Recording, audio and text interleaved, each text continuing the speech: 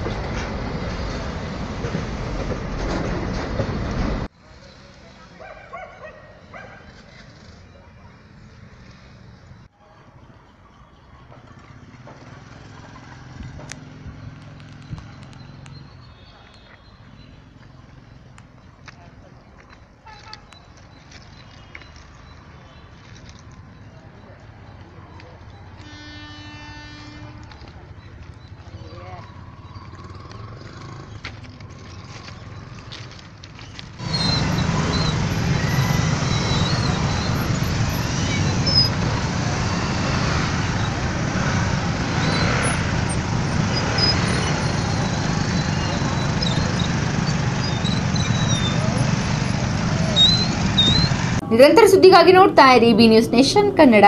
B news nation Kannada latest ನ್ಯೂಸ್ಗಳನ್ನು ನಿಮ್ಮ ಮೊಬೈಲಿನಲ್ಲಿ ನೋಡಲು ಯೂಟ್ಯೂಬ್ನಲ್ಲಿ ಬಿ ನ್ಯೂಸ್ ನೇಷನ್ ಕನ್ನಡ ಎಂದು ಟೈಪ್ ಮಾಡಿ, ಸಬ್ಸ್ಕ್ರೈಬ್ ಮಾಡಿ, ಬೆಲ್ ಐಕಾನ್ ಪ್ರೆಸ್ ಮಾಡುವುದರ ಮೂಲಕ ಲೇಟೆಸ್ಟ್ ನ್ಯೂಸ್ಗಳನ್ನು ನೋಡಬಹುದು.